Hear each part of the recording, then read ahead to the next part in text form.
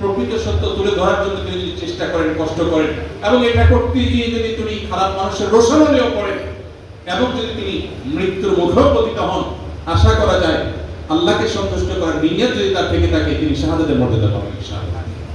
সাংবাদিকতার পেশায় যে এই চিন্তা তার মধ্যে এসে থাকে, তার মানে তিনি সিরিয়াস মুসলিম হওয়ার জন্য ট্রাই করছেন।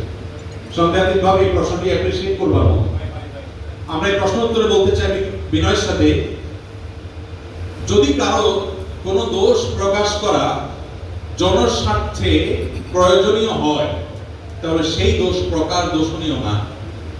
ধরুন একজন আজকের এই সুন্দর আয়োজনের মধ্যে গোপনে একটা বোমা নিয়ে ঢুকেছে, এটা যদি আপনি জানতে পারেন, এটা তো তার দোষ।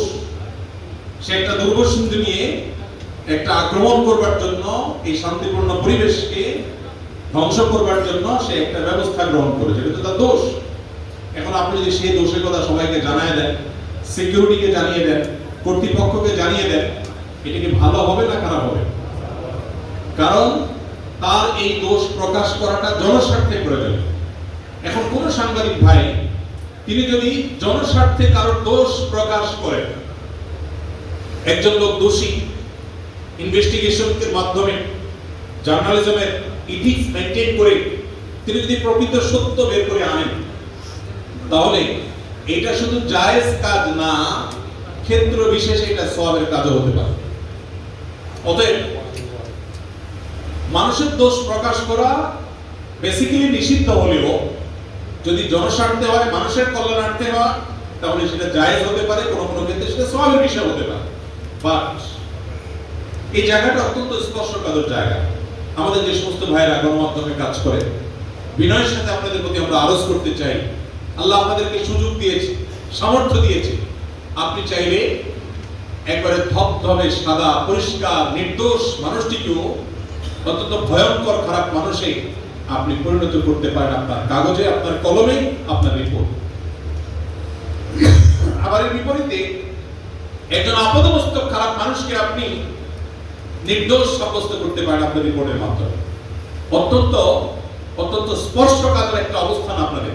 ঠিক একইভাবে আমাদের যে সমস্ত ভাইরা আইন শৃঙ্খলা দায়িত্বে নিয়োজিত আছেন, তাদের মধ্যে পুলিশ সদস্য ভাইরা, বিভিন্ন পর্যায়ে দায়িত্বশীল যে সমস্ত ভাইরা আছেন, তারাও কিন্তু এরকম স্পর্শকাতর জায়গায় আছে।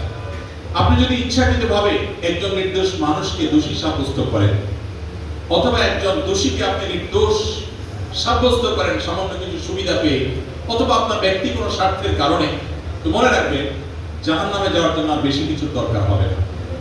আপনার আমলনামা নামাজ দিয়ে পরিপূর্ণ করে ফেলতে পারে, আপনার দাড়ি 1 বিঘত লম্বা হতে পারে, আপনার গায়ে জুব্বা থাকতে পারে, আপনি সেজদা দিতে দিতে কপালে দাগ ফেলে দিতে পারেন। মনে রাখবেন মানুষের ক্ষতিতে আল্লাহ যতটা রাগান্বিত হন, যতটা অসন্তুষ্ট হন, যত কঠিন শাস্তি দেন, আল্লাহর কোন অবাধ্যতা, সরাসরি আল্লাহর হুকুম না মানলেও আল্লাহ এতটা অসন্তুষ্ট হন।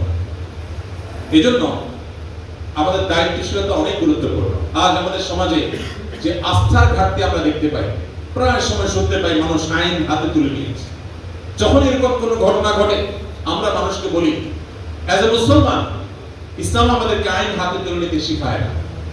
কিন্তু দুর্ভাগ্যজনক বাস্তবতা হলো, মানুষ যখন আস্থা হারিয়ে ফেলে, তখনই মানুষ আসলে আইন হাতে তুলে নেওয়ার মতো এই জঘন্য কাজের দিকে অগ্রসর হয়।